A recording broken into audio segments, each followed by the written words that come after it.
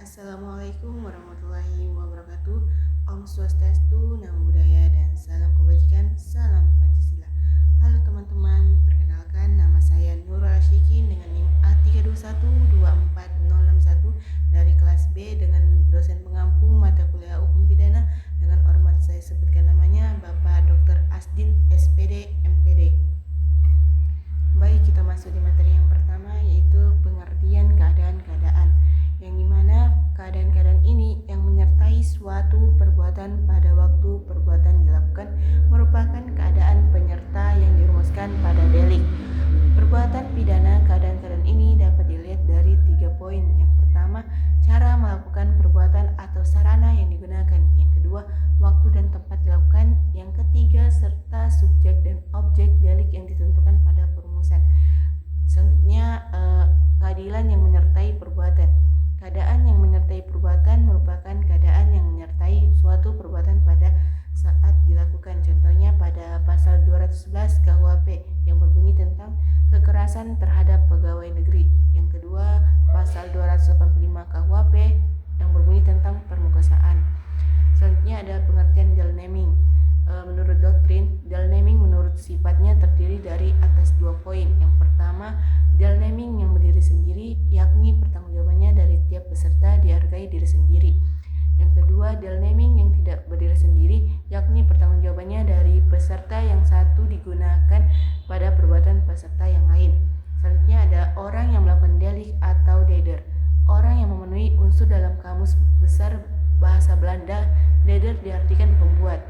Kata dader berasal dari kata deed yang artinya membuat, atau Thayer dan Van der Tas pada tahun 1957 adalah orang yang memenuhi semua unsur delik sebagaimana dirumuskan oleh undang-undang, baik unsur subjektif maupun unsur objektif.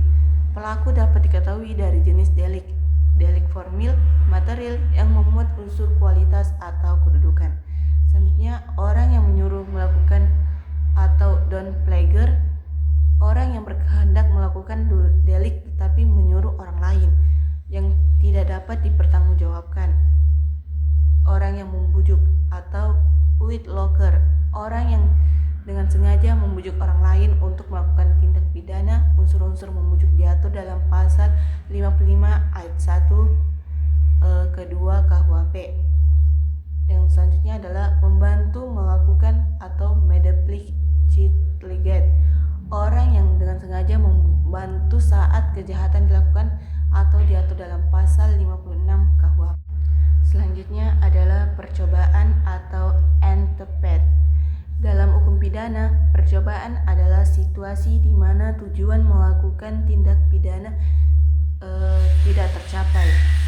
Selanjutnya ada unsur-unsur percobaan pada pasal 53 ayat 1 KUHP meliputi: yang pertama, permulaan pelaksanaan kejahatan sudah nyata.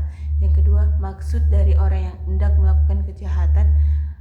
Yang ketiga, pelaksanaan tidak selesai karena keadaan yang tidak tergantung pada kehendak pelaku. Selanjutnya ada sanksi terhadap percobaan adalah hukuman maksimum dikurangi sepertiganya.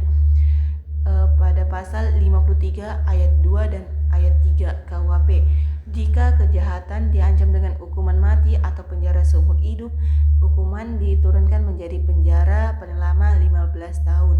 Yang kedua, jenis percobaan termasuk percobaan yang tidak berfaedah atau absolut tidak berfaedah, di mana sasaran atau cara tidak mungkin merealisasikan kejahatan. Teori subjektif berpendapat bahwa pelaku tetap harus dihukum karena memiliki nilai jahat, sementara teori objektif berpendapat sebaliknya. Yang terakhir adalah Medidader. Satoid Kartanegara berpendapat bahwa untuk adanya mendader atau orang yang turut serta melakukan harus ada kerjasama secara fisik dan kesadaran kerjasama. Kesadaran ini dapat ditimbul akibat permufakatan atau kesadaran saat melakukan kejahatan. Baik, itulah singkat materi dari saya. Kurang dan lebihnya mohon dimaafkan. Wabillahi taufiq wal hidayah. Wassalamualaikum warahmatullahi wabarakatuh. Bye teman-teman, terima kasih.